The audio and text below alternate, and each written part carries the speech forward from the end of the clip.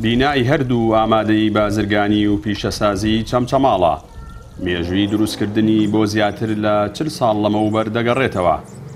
ئێستاش بەشێکی زۆری بیناکە داڕماوە و هیچ مەرجێکی تەندروستی و سەلامەتی بۆ خوێندکاران و مامۆستایان تێدا نییە.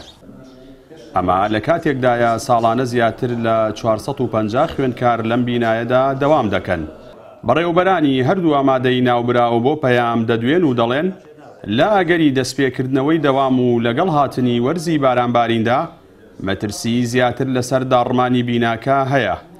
هەر بۆیە داواکارن لەلایەنە پەیوەندیدارەکان بیانگوازنەوە بۆ بینایەکی دیکە کە شایستەی خوێندن بێت و مەرجەکانی تەندروستی و سەلامەتی تێدا بێت. بیناکە بە مروری زەمن 41 ساڵی بەسەرا تێپەڕیوە لە زۆر لاوەدا ڕووخاوە تەقیوە زەمی بوومە لەرزەکەی 2010 کاریگەریەکی زۆری لێکرد. لە 2013 بەشی بیناسازی پەروەردەی چەمچەماڵ هاتووە بە سیرکردنەوەی کردووە لەو کاتیان راپۆرتیان کردووە کە ئەم بینایە بە هیچ شێوازێک هیچ مەرجێکی تەندروستی و پەروەردەی تیان نییە بۆی کە خوێندنگەتیا دەوام بکات. بەڵام ئێمە لە ناچاری لەبەر بێجێگەی لەبەرەوەی کە بینامان نییە ئەوە تقریبان لە هەرتیا ماینەتەوە 2020 ساڵ بەسەر ئەو راپۆرتەش هاتیەپەڕیوە. وەزعی بیناکە لە ئەو پەڕی خراپیایە، وەزعی بیناکە هەرسی هێناوە، وەزعی بیناکە لە هەموو دیوارەکان و شوێنەکانەوە تەقیوە. یعنی ئەگەر ڕاستی تەوێ بە هیچ شێوە شیاوی خوێندن نییە. پۆلەکان ئێستاکە ئاوی پێ دێتە خوارە، ئاوی زێراب و ئاوی سەقفی بیناکە و ئاوی باران بە پۆلەکان دێتە خوارەوە. ئەنجامە بێت لە دەستانە حاڵی چۆنی بێ. وەزعیشی زۆر خراپی هەیە، ناتوانرێت ئێمە خوێندن تیا بەردەوام بێ. یعنی هەبێ بەڕاستی چارەسەرێکی ئەم کێشەیە بکرێ لەلایەن بەڕێز پەروەردەی چەمچەماڵ و ئینشەڵا دەنگمان لە ڕێی بەڕێزتانەوە بگاتە وزارەت بەڕاستی.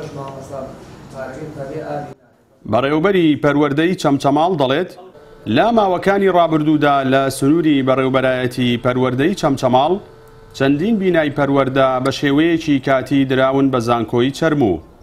هەر بۆیە لە ئێستادا لە هەوڵدان کە یەکێک لەو بینایەنە لە وەزارەتی خوێندنی باڵا وەربگرنەوە. لە ئەگەری دەستپێکردنەوەی دەوامی فەرمیدا بینای هەردوو ئامادەی ناوبراو بگوازنەوە بۆ بینایەک کە مەرجەکانی تەندروستی و سەلامەتی تێدا بێت.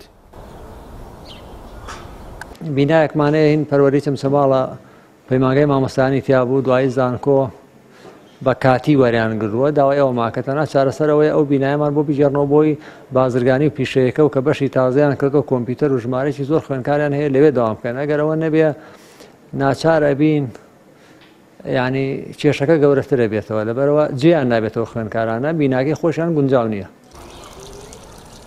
ساڵانە و لەگەڵ دەستپێکی دەوامی فەرمی ناوەندەکانی خوێندندا لە سنووری بەڕێوەبەرایەتی پەروەردەی چەمچەماڵ هاوشێوەی شار و شارۆچکەکانی دیکەی هەرێمی کوردستان کەرتی پەروەردە ڕوبەڕووی چەندین ئاستەنگ و گرفت دەبێتەوە کە دیارترینیان نەبوونی بینای پێویست و خراپی و داڕمانی بەشێک لە بیناکانی ناوەندەکانی خوێندن و نەبوونی مامۆستای میلاکی پێویستە. بە جۆرەی زانیاریەکانی پەیامیش حکوومەت و وەزارەتی پەروەردە لە ساڵی 2012ەوە هیچ بینایەکی خوێندنیان لە سنوورەکەدا دروست نەکردووە. لە ساڵی 2013ەوە هیچ بینایەک نۆژەن نەکراوەتەوە. لای ئێستاشدا کەرتی پەروەردە لە سنوورەکەدا پێویستی بە دەبینای شایستە هەیە. جەلال جەباری، کەناڵی ئاسمانی پەیام، چەمچەماڵ.